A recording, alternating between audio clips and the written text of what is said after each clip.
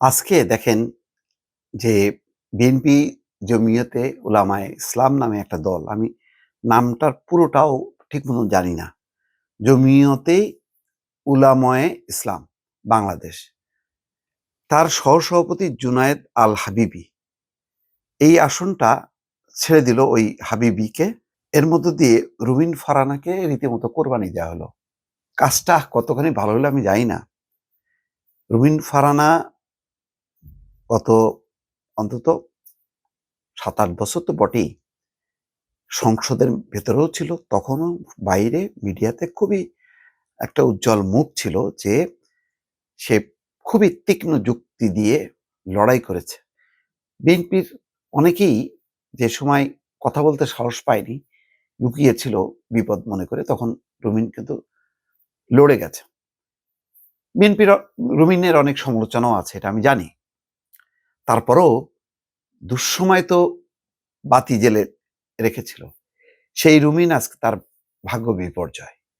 আজকে এমন একটা দলের সাথে সমঝোতা করলো, ৪টা আসন ছেড়ে দিল। এখন প্রতিটা আসন আমি বলেছি যে ১,০০০ লোকাল গভর্নমেন্টের যে আসনগুলো আছে, পৌরসভা বলেন, মেয়র বলেন, তার সমান। কারণ এটা হলো ক্ষমতার লড়াই। সংসদ নির্বাচনের যে লড়াইটা, এটা আসলে ক্ষমতার লড়াই। সেই লড়াইয়ে ৪টা আসন ছেড়ে দিল এরকম সময়ে। তো আন্তর্জাতিক বিষয়ক সহ সম্পাদক রুমিন ফারহানা অনেকবার টকশোতে এবং বলতে গেলে বাংলা ভিশনে আমার অনুষ্ঠান দিয়েই তার শুরু। তারপরে তার পরিচিতিটা বাড়ে। আমি বাড়তি কথা বলবো না। তো আমি ফোন করলাম যে, "রুমিন, কি খবর?" বলল যে, খুব স্বাভাবিক কণ্ঠে বলল, "এটা তো জানাই ছিল ভাই।" তো বললাম, "কি করবা?"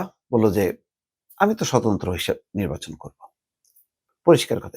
এই কথা গণমাধ্যমে এসছে। তো আজকে এই কেন্দ্রীয় কমিটির, জমিয়তের কেন্দ্রীয় কমিটির সহসভাপতি এই মাওলানা জুনায়েদ আল হাবিবকে ছেড়ে দিয়েছে বিএনপি। সরাসরি নির্বাচন করার আর স্কোপ থাকলো না দল থেকে।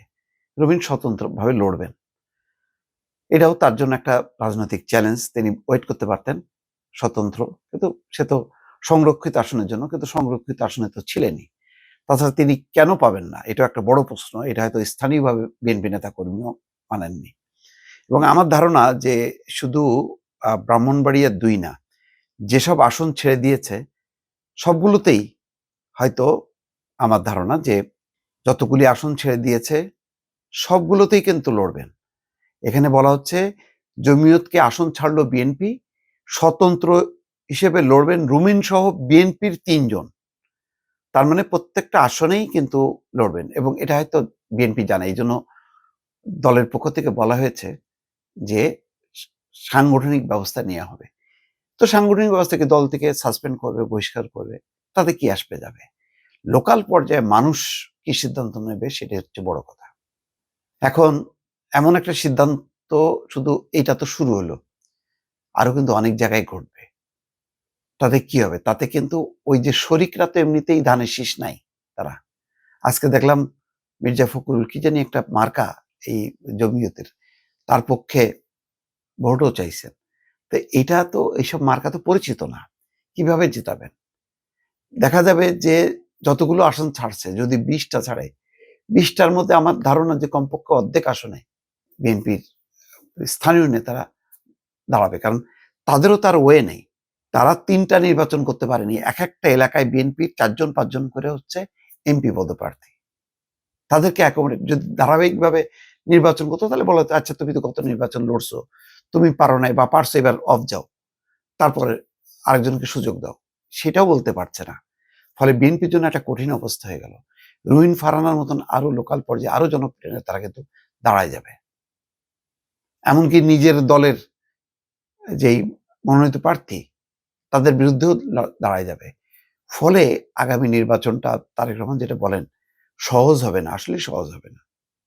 এবং একটা মুক্ত নির্বাচনের যদি ব্যবস্থা সত্যি, সত্যি হয় শেষ পর্যন্ত, তাহলে ফলাফল যে কি হবে, আমার ধারণা যে ওই সেট আর কাজ করবে না। তারপরেও তারেক রহমান আসলে একটা জোয়ার তৈরি হবে।